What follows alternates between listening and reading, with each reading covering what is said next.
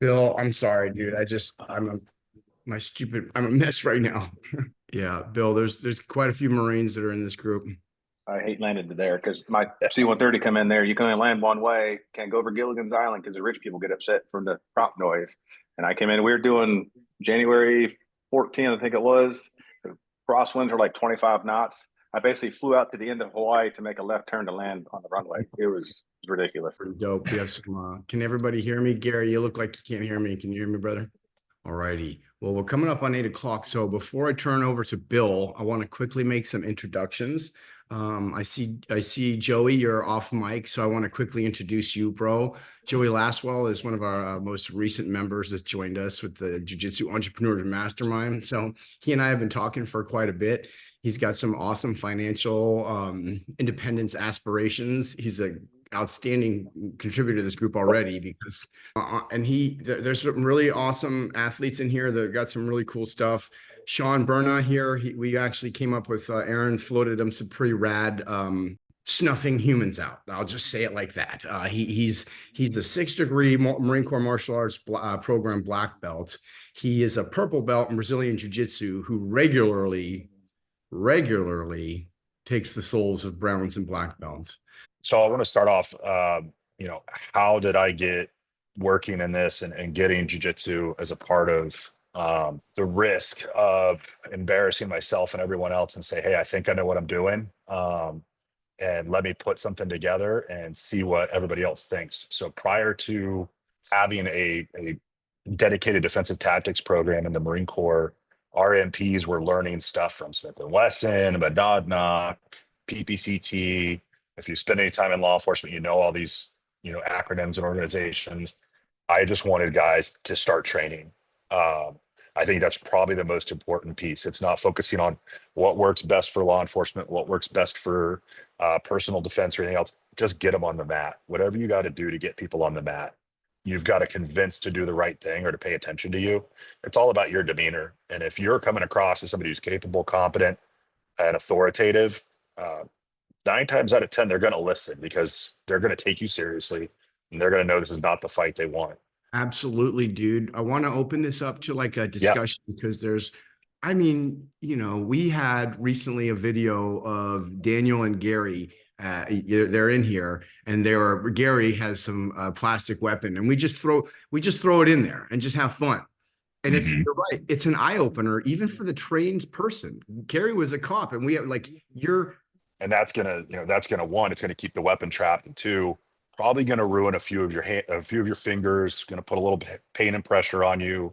To answer the question, we have people in here that are business people that want to reach people to get them to separate with their money. Like specifically, either one, police officers that want the training themselves, or two, departments that have funding that you may know about or that you may not know about. Again, you got to look at where do you live? If you're in California versus Florida, Right. like that's going to play a huge difference. But yeah, absolutely. And you'll see, like I was talking about earlier, in our book, and you'll see when you see it. So I teach a basic scissor sweep from the guard. One of the key things I emphasize in that is as I'm shrimping to my hip, I'm elevating my hips and then I'm dropping it down and I'm keeping their hand pinned to that weapon. I want that hand not great. And most concealed carry holsters, because I train most of the time worst case scenario. If I'm on my back. Hey, just to interject this, I've rolled with several police officers, and they've said to me it's also a stress relief. Like Mike said about us in deployment, I mean, we did this every single day, multiple hours a day, the end of the week on Saturday, first thing in the morning, 2, 3, 4 hours, just to get rid of the stress of everything else that we were dealing with during that deployment. So, do you remember him from Hawaii? Christian, did you remember Bill? He was a first sergeant with 1-3 that went over. Do you remember? Did you ever meet each other? Yeah, I train with you guys a lot when you come out here. Yeah, they're coming out here in like a week and a half, maybe next week. Yeah, all kinds of stuff, man. Yes. They come up with new stuff all the time. But it's great. We're really encouraging. Christian reached out to the We Defy organization to see if to see if because he's a he's a devil dog like us, got that 100%. And so they said to reapply in March for the foundation. But these are just, At Tomahawk, we're going to hold the tactical. Yeah, hitting both sides. Well, Yeah.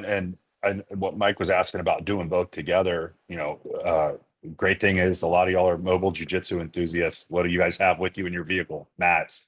Spend 30 seconds with your head down in the clinch trying to escape it and break contact, deliver 2 or 3, Based off of one or the other, where you bring a pistol guy and you bring a jujitsu guy. So pistol guy, don't waste your time turning into a black belt because it'll take 10 years. just rolling with him is a class, just so you're aware. Like, you don't need to go bow in at a class and fucking kiss Helio Gracie's ass to get a freaking check mark next to like you getting a stripe. So, right, Bill?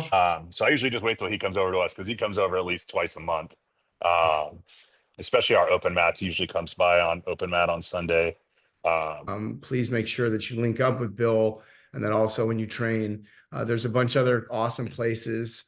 The jiu-jitsu and the martial arts in Hawaii is pretty big, but unfortunately we don't have enough events out there. Max Holloway did a lot for BJ Penn, did a lot for Hawaii. There's some other good fighters out there as well right now, but I got 2 things. One, first, talking about the mixture.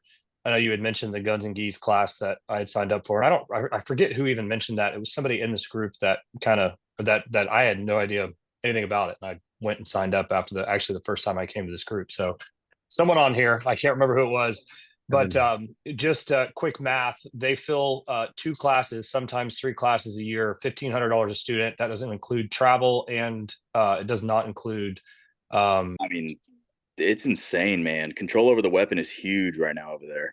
Yeah. I guess my last question is real quick for you, Bill. If you had 1 hour and just get up, like making jujitsu not work, it's like you got to learn how to control somebody's posture. You got to learn the importance of just pushing the head down, right?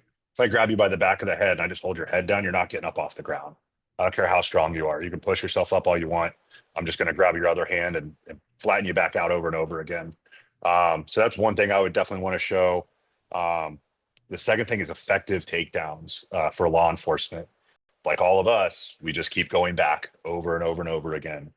The first time I went and shot with the Marine Corps marksmanship team, it was the same thing. I was a 20-year MP. I was a consistent high expert shooter, rifle and pistol. And then I went out there and failed miserably at every test they put me through.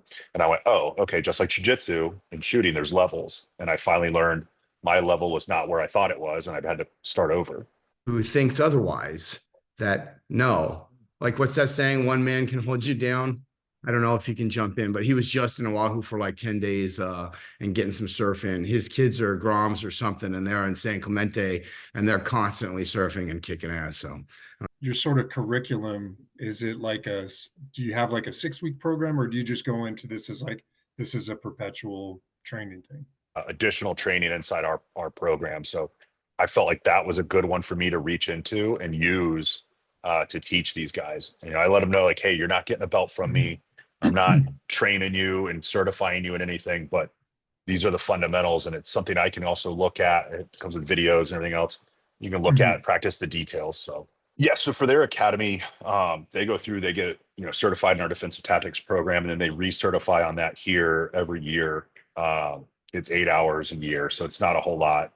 It's usually done over 2 training days throughout the year.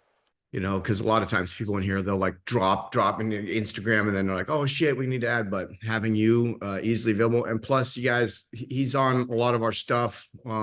He has a very, very good. Can you tell us really quickly about your friend Ryan before we turn it over to Evan? Yeah.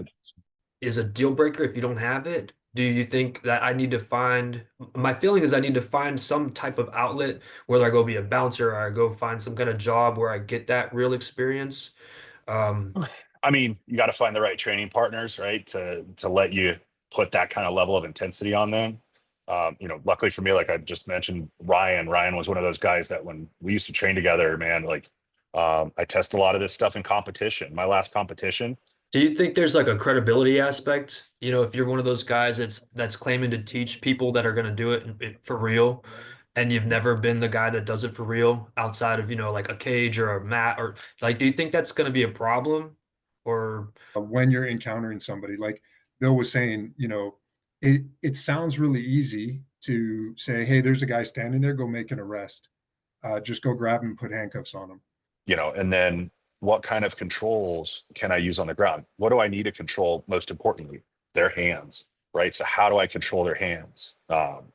So those are the kind of things you're going to want to look at and prioritize when you're training law enforcement. So it sounds like that's what the people want, Michael. Our people are telling us they need a place to practice this. So let's just find a freaking basement under a bar and just, you know, There we go. talk about it. We just go beat the shit out of each other, and then one of my clients that I probably say the word control, Gary, how many times like a session? Probably like 30 times a session to 50 times, just because the biggest thing is control, right? So I like how you bring that up, because I feel like people associate jiu-jitsu and they're like, oh, like, man, I gotta be all this stuff like Barambolo, freaking knee bars and heel hooks and all this other stuff, when in reality, like, no, dude, like the MMA fighter from B Team showed up and this dude was doing a leg entry on him, and all he did was strike him with a hand a few times on his head and knocked him out in a combat jiu-jitsu match.